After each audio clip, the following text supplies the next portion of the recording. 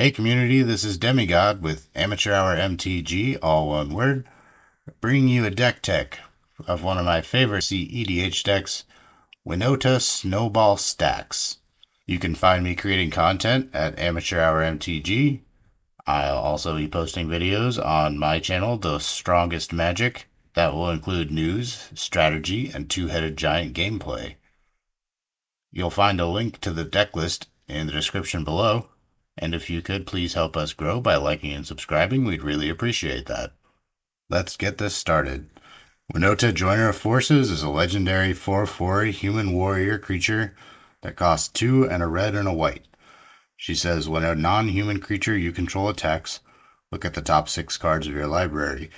You may put a human creature card from among them onto the battlefield tapped and attacking. It gains indestructible until end of turn. Put the rest of the cards on the bottom of your library in a random order. Winota is one of the easier cEDH decks to pilot, but that doesn't mean it's simple. The complexity is in the synergy included within the card selection. It has to have the correct balance of non-human creatures, human creatures, and fast mana to get your Winota out as soon as possible, and the mana base can be capitalized upon to make the deck more flexible and powerful. Winota is a lady powerhouse and a boogeyman at any cEDH table. She combines elements of card advantage and mana advantage in the command zone. The goal of this deck is to overpower your opponents before they can have a chance to establish their value engines by triggering Winota's ability as many times as quickly as possible.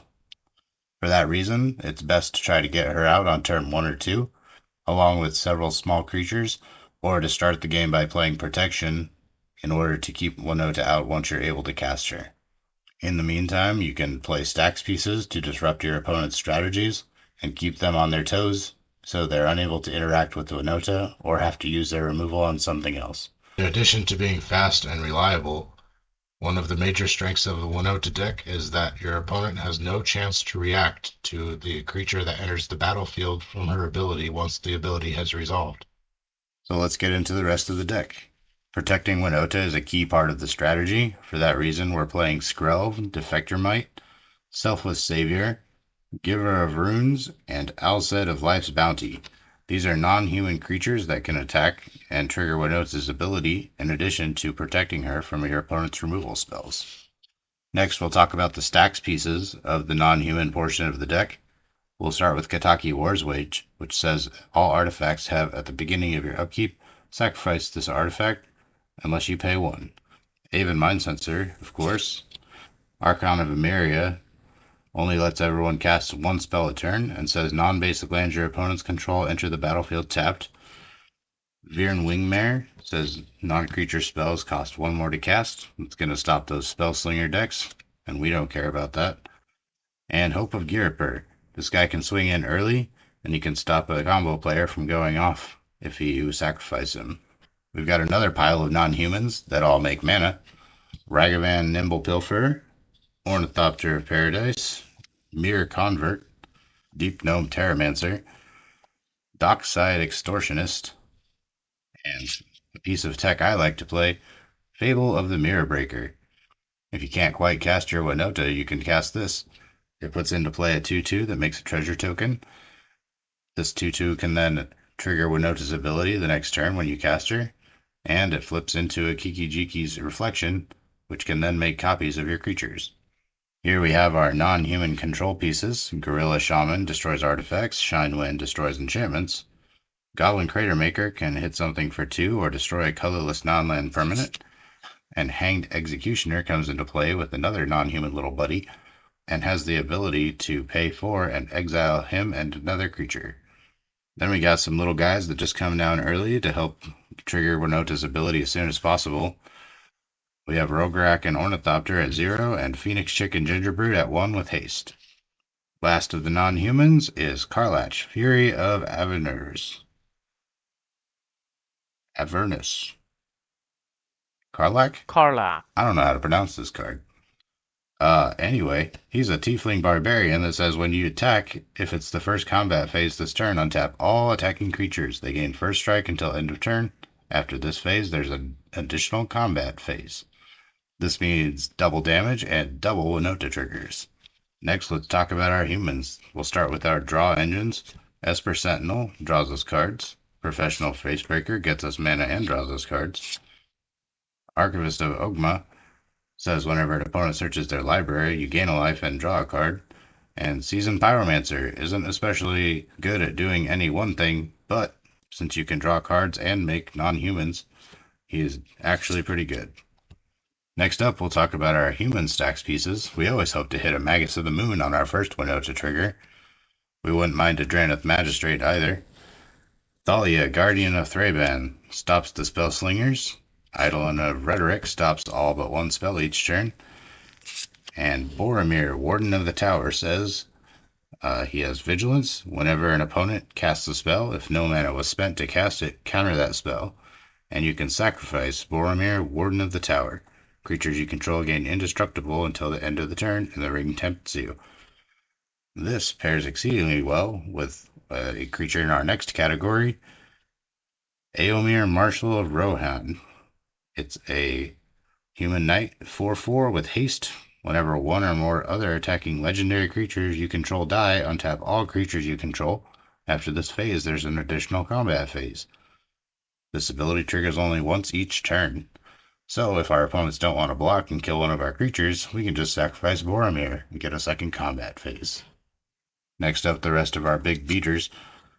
We'll start with the smallest. Silverblade Paladin comes in and soul bonds and gives himself and the other creature double strike. Theoden, King of Rohan, says whenever he comes in or another human enters the battlefield under your control, target creature gains double strike until end of turn. Erkenbrand and Baragond have very similar abilities, giving our creatures +1/+0 whenever a human enters the battlefield, or +1/+1 in Baragond's case, and they gain Vigilance. Blade Historian gives all our creatures double strike, and Grass Marauders gives all our creatures double damage. Adrena, Captain of the Guard, gives all our creatures melee, and Sarah Ascendant will extend your life and hit for big damage. Next, the Snowball. Silverwing Squadron is one of my favorite creatures in the deck. It's a star for each creature you control, and when it attacks, it creates a 2/2 white knight for each opponent you have. This means on the next combat, if your creatures have haste, you're getting additional triggers off those knights that are non-humans, or on the next turn.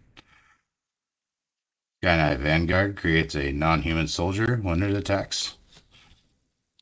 Loyal Apprentice creates a 1/1 Thopter with haste if you have your commander on the battlefield at the beginning of combat. Thopter Engineer creates one when it enters the battlefield, and all your artifacts have haste. And Keldon Strike Team says it is a 3/1 human warrior with kicker 1 and a white.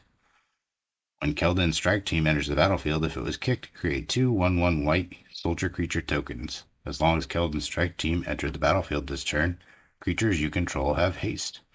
This means all the creatures that you untap that have come into play off of Winota triggers would then have haste if they were to get an additional combat. A couple interesting things that I like to play. Brutal Cathar is a human soldier werewolf that says when it enters the battlefield or transforms into Brutal Cathar, exile target creature an opponent controls until this creature leaves the battlefield. This flips into a werewolf that's not a human and can then trigger Winota. And then Fumiko, the Lowblood, has Bushido X, where X is the number of attacking creatures, and creatures your opponents control attack each combat of Fable. This allows us to get a Drannith Magistrate off the table, or some other piece of stacks that we may not like. We've got 2 tutors in the form of Imperial Recruiter, which can get our Dockside or some other creature with power 2 or less. And then Recruiter of the Guard, which gets a creature with toughness 2 or less, which brings us to our next set of creatures, the combo pieces. Combat Celebrant goes infinite with either Riona or Mirage Phalanx. Combat Celebrant says, if it hasn't been exerted this turn, you may exert it as it attacks. When you do, untap all other creatures you control. After this phase, there's an additional combat phase. Paired with Riona, who says, at the beginning of combat on your turn, create X tokens that are copies of another target creature you control, where X is 1 plus the number of instant and sorcery spells you've cast this turn. They gain haste. Exile them at the beginning of the next end step. You'll have infinite combat steps and infinite combat celebrants attacking. Or Mirage Phalanx, which says that it has Soul Bond. So if it's soul bonded with Combat Celebrant, as long as Mirage Phalanx is paired with that creature, each of those creatures has at the beginning of combat on your turn, create a token that's a copy of this creature, except it has haste and loses soul bond. Exile it at the end of combat. That gives us a Combat Celebrant at the beginning of each combat, which then gives us another combat. Last, we'll go over our mana base. We'll start off with our rocks, the most important being Jeweled Lotus. This is going to be the easiest way to get our Winota off on turn 1, so we're ready to go and trigger that triggered ability. We've also got Mox Diamond, Chrome Mox, Mana Crypt, Soul Ring, Arcane Signet, and Talisman of Conviction. Then we've got our fast lands, Gemstone Cavern and Ancient Tomb. I play these 4 utility lands, Blast Zone in case you need to get Adrenal Magistrate, Sunbaked Canyon to draw a card if we have extra land, Iganjo, Seed of the Empire, hits a creature, and Sokunzan will give us 2 hasty creatures to trigger that Winota.